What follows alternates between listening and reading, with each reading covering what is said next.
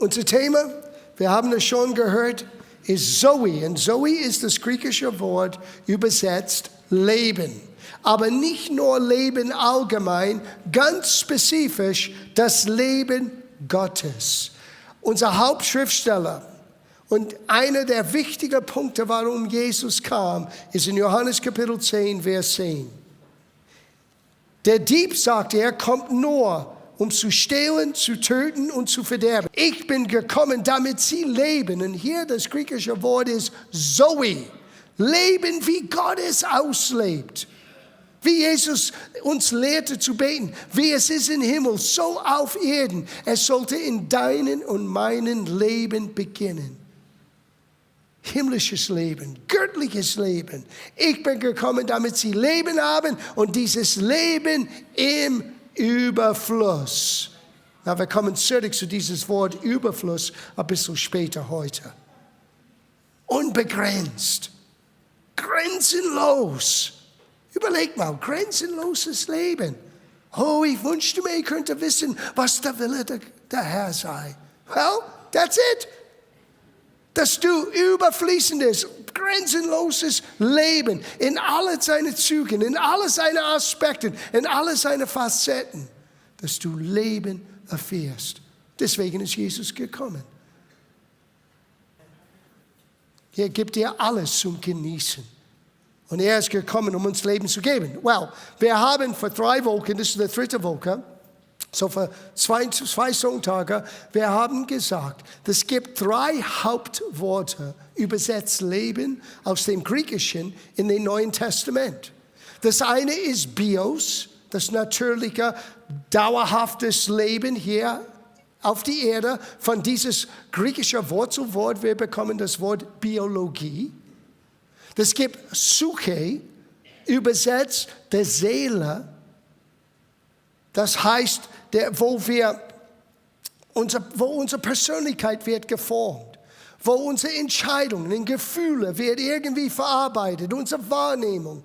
Das ist das Wort Psyche und von dieses Wort bekommen wir das Wort Psychologie. Das ist das Studium von menschlichen Denkarten und manchmal es gibt kranke Denkarten und Menschen brauchen Helfer. Aber was Jesus sagte, war nicht Bios und war nicht Psyche, er sagte Zoe. Es war ein neues Begriff. Zoe, das Leben, wie Gott es auslebt. Und deswegen ist Jesus gekommen. Na, wir haben vieles gelernt in den vergangenen 2 Wochen. Nur ein paar Erinnerungen. Jesus ist gekommen, uns eine andere Art von Leben zu geben. Aber dieses Leben kostet etwas. Er sagte in Matthäus Kapitel 10, Vers 39, wer sein Leben findet, der wird es verlieren.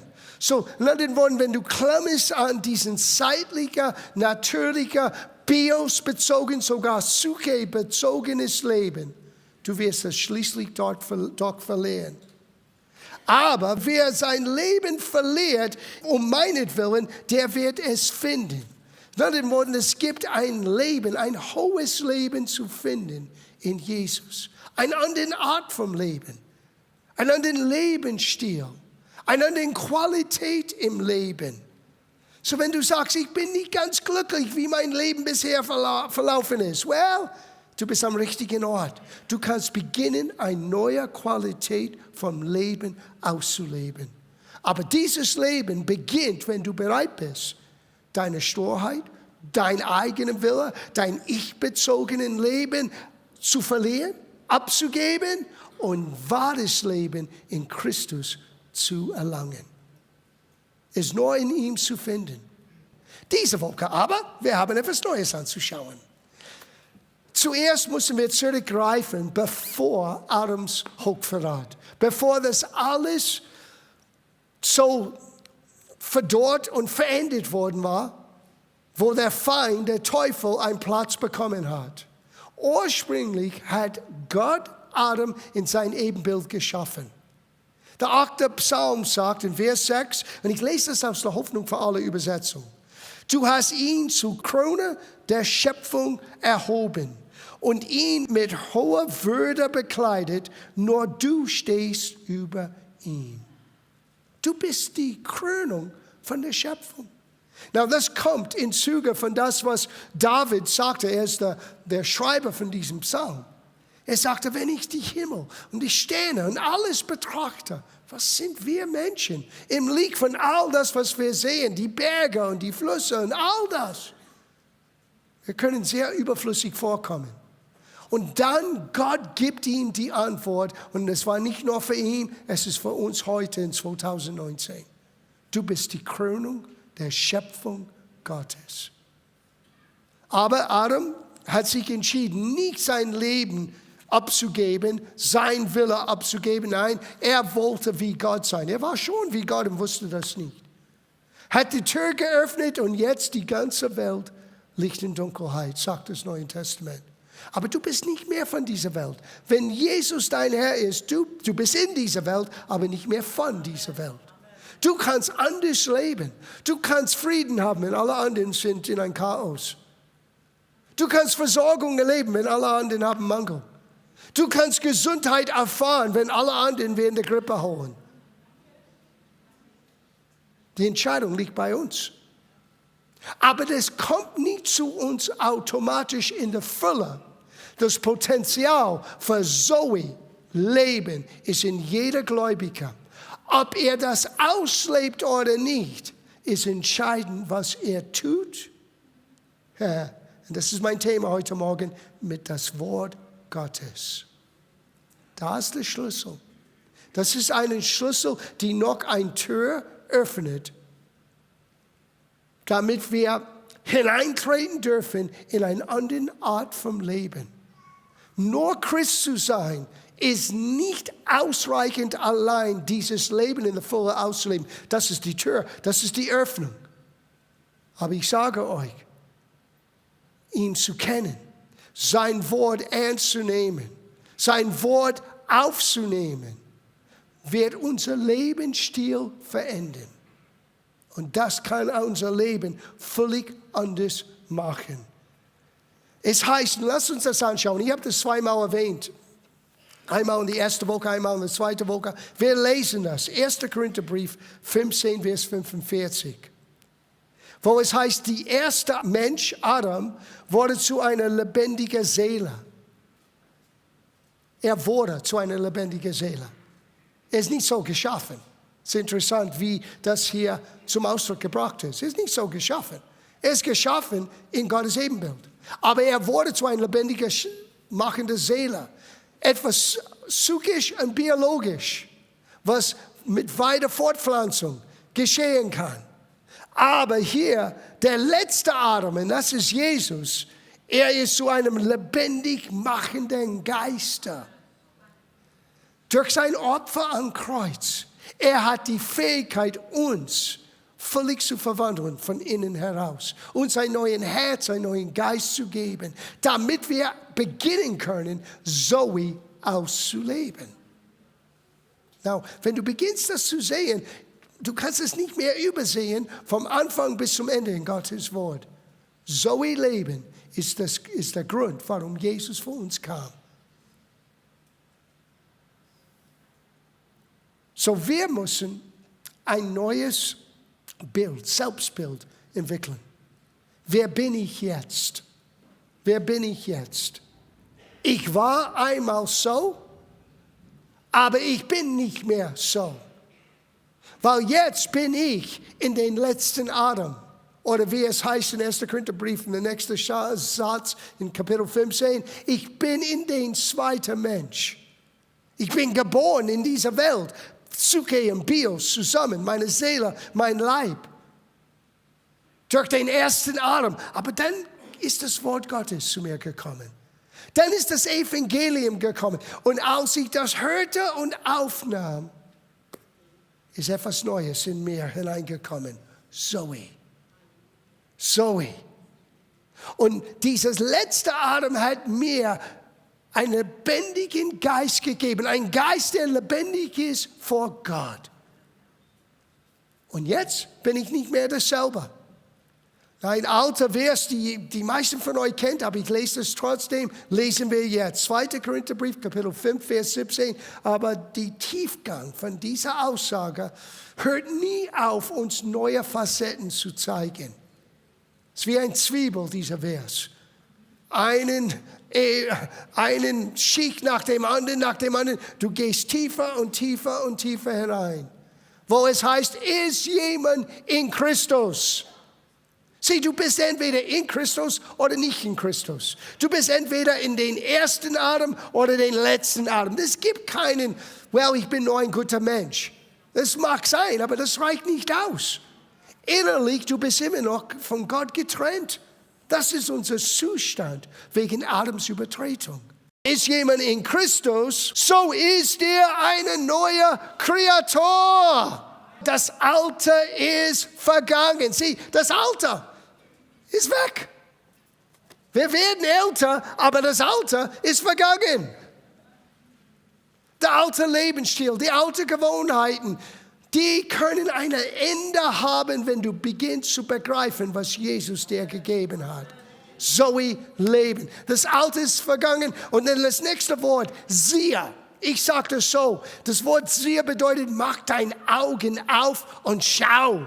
Siehe, es ist alles neu geworden. Einige von euch wird das morgen oder übermorgen wirklich begreifen. Es ist alles neu. Der Grund, warum wir manchmal Sorgen und Ängste und Minderwertigkeitsgefühle haben, ist vorbei, ist passé. Du bist jetzt in den letzten Atem. Du bist jetzt in Christus, wenn du glaubst an Jesus. Und weil du in Christus bist, kannst du beginnen. Nicht nur aus der Psyche, nicht nur um deinen Bios hier draußen zu kommen. Jetzt kannst du aus Zoe. Nicht mehr der Psyche, nicht mehr der Bios, sondern aus Zoe, aus Gottes Art vom Leben, dein Leben neu zu steuern. So, lass uns ein bisschen tiefer graben. Weil, wenn du beginnst zu merken, was Gott über dich denkt, ist es manchmal völlig anders, als was wir über uns selber denken. Ich lese das aus Jeremia 29, Vers 11. Denn ich weiß, was für Gedanken ich über euch habe. Now, unterstreicht das Wort 5-mal über. Ich will eine große Frage beantworten. Für viele von euch heute Morgen. Die sind die Gedanken, die über euch oder über uns ausgedacht sind von Gott. Was sind sie? Gedanken des Friedens und nicht des Leides. Uns, ich sage das für uns persönlich, uns eine Zukunft und eine Hoffnung zu geben. So warum die schlaflose Nächte? Warum all die Ängste und Sorgen? Wenn Gottes Gedanken über uns sind, und hier ist das Problem, die sind tatsächlich über uns. Wir müssen diese über uns ausgedachten, schönen Sachen, die Gott geplant hat, ergreifen. Was haben wir in der ersten Woche gelernt? Ergreife das ewige Zoe, das ewige Leben. Wenn du das nicht nachjagst, wenn du das nicht ergreifst, wirst du das nicht ausleben. Und das ist eine Tragödie, weil es gehört dir. Du bist ein Kind Gottes. Du bist nicht mehr dasselbe. Der Alte ist weg. Du bist neu in Christus. Und dies sind die Gedanken, die über dich und über mich von Gott ausgedacht sind, aber die wenigsten ergreifen sie. Heute möchte Gott zu dir kommen. Heute denkt Gott immer noch diese Gedanken über dich. Die Frage ist, wirst du ausstrecken und diese Gedanken runterholen in deinem Leben? Römerbrief Kapitel 12, Vers 2. In Vers 1, er sagt, hey, es ist deine Verantwortung mit deinem Bios, mit deinem natürlichen Leib. Du bist verantwortlich. Gott hilft, Gott heilt. Aber wir müssen lernen, unser natürliches Leben und alles, was dazu gehört, Gott zu präsentieren als ein lebendiges, heiliges Opfer. Aber der nächste Satz, und seid nicht gleichförmig dieser Welt, sondern werdet verwandelt. Werdet verwandelt. Ich habe das mit Absicht benutzt, weil ich mag diesen genauen Ausdrucksform in der Elberfeld. Das ist genau. werdet verwandelt. Es ist ein Prozess, es ist ein fortwährender, ongoing, immer neu, Tag für Tag, ein Tag aus, werdet verwandelt. Wie? Durch die Erneuerung eures, und hier ist das Wort, Psyche. Durch die Veränderung deines Sinnes oder deines Psyches, dass ihr prüfen können, was der gute, wohlgefällige und vollkommene Wille Gottes sei. Schau, deine Psyche muss verwandelt. Und wenn du beginnst zu merken, was meine Psyche, und beides meine ich Seele, das ist das griechische Wort, Psyche für Seele. Wenn deine Seele wird verwandelt, es wird dein ganzes Wesen verändern. Warum? Gott hat uns geschaffen, Geist, Seele, Leib. Unser Geist wurde getrennt von Gott durch Adams Übertretung. Obwohl wir herrlich, die Krönung der Schöpfung in Gottes Augen waren, wir waren von Gott getrennt. Und jetzt kommt Jesus. Jetzt kommt das Evangelium, jetzt kommt die Botschaft vom Kreuz. Und wenn wir glauben an ihn und wir gehen aus dem ersten Adam in den letzten Adam, wir sind jetzt in Christus, wir sind neu geschaffen. Unsere Vergangenheit ist weg von Gottes Perspektive. Aber das Problem ist, alle deine Vergangenheit ist in deiner Psyche, in deinen Erinnerungen, in deiner Gefühlsebene, in deiner Wahrnehmung. Wie du Dinge beurteilst, ist hauptsächlich von deinen alten Psyche, den alten Mensch, deine Erziehung, deine Familienkultur. All diese Dinge prägen uns, unser DNA. Und jetzt kommen wir in Christus. Und jetzt hören wir, Gott möchte, dass ich Leben auslebe, wie Gott es lebt. Und dass Gott Gedanken über mich denkt, nicht vom Leid, sondern vom Frieden. Um mir eine Hoffnung und eine Zukunft zu geben. Du hörst all das an Sonntag und denkst, wow. Und dann Montag kommst du gleich in dasselbe Rat Race. Dasselbe alte Kreis, Teufelskreis manchmal. Und nur du kannst das brechen, indem du beginnst, deinen Psyche zu verwandeln. Werdet verwandelt. Es ist ein Prozess. Na, wie mag ich das? Dasselbe Begriff Psyche ist benutzt in Jakobus 1,21. Du sagst, John, du liest ein paar Schriftstellen heute Morgen. Ja, und ihr werdet gleich herausfinden, warum. Empfanget mit Sanftmut. Na, das Wort Sanftmut bedeutet Belehrbarkeit. Sei nicht immer so besserwisserisch. Ist das ein Wort? Ja. Besserwisserisch? Oh, ich dachte, ich hätte das gerade entdeckt mit Zoologie. Es ist noch mehr aus mir rausgesprungen. Menschen, die besserwisserisch sind, können nicht Neues lernen. Wenn du kommst zu Gott, wenn du kommst in den Gottesdienst und du denkst, ich weiß besser, was der Pastor sagen soll. Vielleicht kennst du viele Dinge besser als ich, das möchte ich nicht bestreiten. Aber wenn du Gottes Wort, nicht mein Wort, wenn du Gottes Wort so angehst, mit einer festgeformten, festgesetzten Meinung, wirst du nie Neues lernen. Jedes Mal, wenn ich komme zu Gottes Wort, ich habe das gelernt im Psalm 119. Es heißt, Herr, öffnet meinen Augen, damit ich wunderbare Dinge in deinem Wort entdecke. Weißt du, wie ich mich vorbereite für euch jeden Sonntag? Das ist mein Prayer, das ist mein Gebet. Herr, mach meine Augen auf, damit ich Neues sehe. Ich möchte nicht das alte Predigt von irgendwann rausholen aus der Schublade. Ich brauche etwas Lebendiges, Manna, fresh von Himmel für heute. Und das heißt nicht, ich werde immer einen neuen Predigt. Nein, manchmal ist es alte Gedanken, die Gott uns in einem neuen Licht zeigt. Und hier ist das. Mit Sanftmut. Empfange mit Sanftmut das eingepflanzte Wort, das eure Seelen, das ist dasselbe Wort, Psyche. Hier ist der Weg, wie deine Psyche verwandelt sein kann. Empfange mit Belehrbarkeit das eingepflanzte Wort Gottes. Dieses eingepflanzte Wort ist das Einzige, was deinen Suche verwandeln kann, damit das Zoe in dir rauskommen kann. So, du kannst nicht nur über Zoe lernen, ohne über deine Psyche auch ein bisschen anzugehen. Deine Psyche, deine Seele, deine Gedankenart. Und da ist deine Gewohnheiten, da ist dein Lebensstil geformt.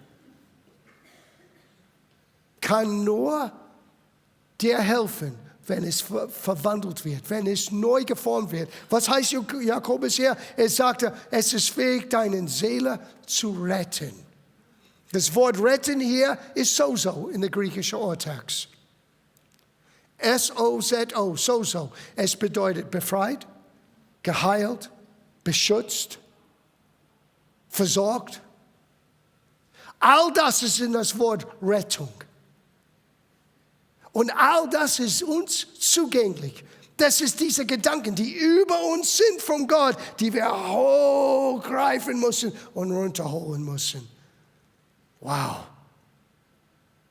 Das Wort. Now, jetzt kommt, das ist das Vers, was ich mit euch angehen wollte. Johannes Kapitel 6, Vers 63. Johannes 6, 63.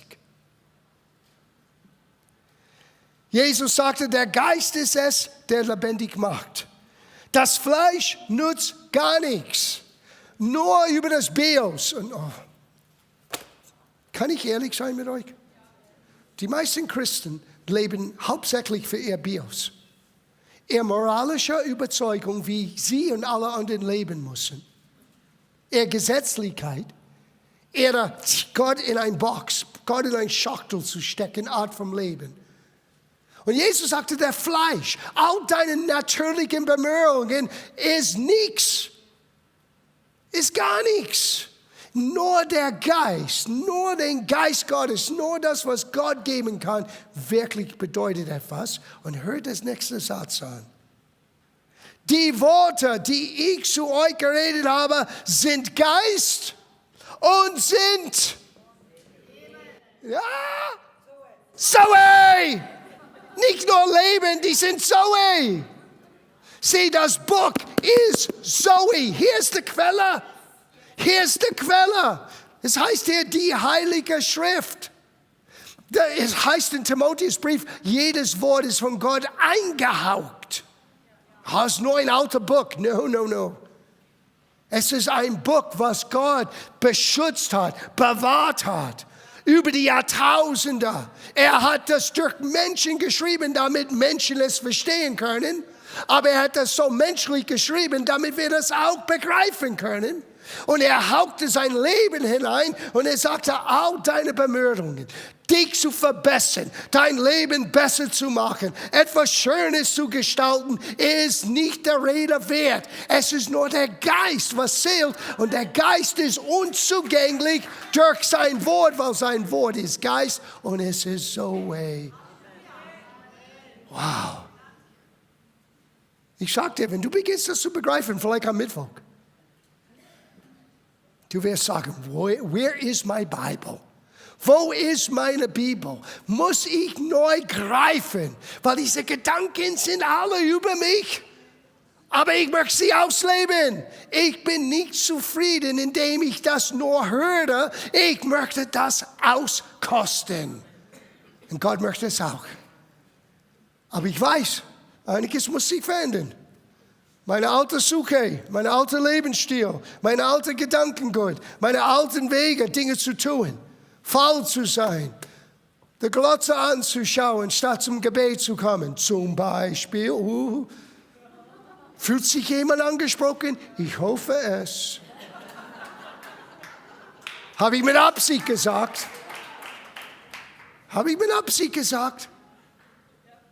Ich habe keinen Bock. Ja, ich verstehe das. Manchmal habe ich auch keinen Bock. Aber du musst kommen. Du bist no. Ich muss gar nichts. Ich tue das, weil ich möchte Gott erleben. Ich war genauso, ich sage euch, ich war genauso als Baby Christ als heute. Meine Frau hat immer gesagt, Warum musst du jetzt gehen? Warum musst du jetzt wieder? Ich hatte einen Drang. Ich muss dort sein, wo das Wort wird verkündigt. Ich muss dort sein, wo Gott wird gepriesen. Ich muss dort sein, wo Menschen über Gott reden, weil ich wusste intuitiv, es gibt etwas für mich. Und was ich nicht verstanden habe, ist, dass meine Psyche musste verwandelt sein. Und nur das Wort kann meine Psyche verändern, damit das Zoe rauskommen kann. Das Wort ist Geist, das Wort ist Leben, Zoe, Leben. So jedes Mal, wenn ich etwas Neues lese, es gibt Zeiten, wo ich studiere, es gibt Zeiten, wo ich nur lese. Nur lese. Ich weiß aber, auch wenn ich nur beim Lesen bin, das eingehauchte, das lebenerfüllte Wort hat eine Auswirkung auf mich. Now, ich schließe ab mit diesen letzten Gedanken. Es heißt in Epheserbrief Kapitel 1, Vers 6, dass wir angenommen sind in der Familie Gottes. Du bist angenommen. Du brauchst nur Yes, nur Ja zu Jesus zu sagen. Und dann sagt er, das ist Kapitel 3, Vers 20. Gott kann aber viel mehr tun, als wir von ihm erbitten oder uns auch nur vorstellen können. Ich denke an diesen Vers jedes Mal, wenn ich zum Gebet komme. Gott kann mehr tun. Sogar so, Gott möchte mehr tun, als was wir bitten oder vorstellen können, aber es ist immer gemäß etwas.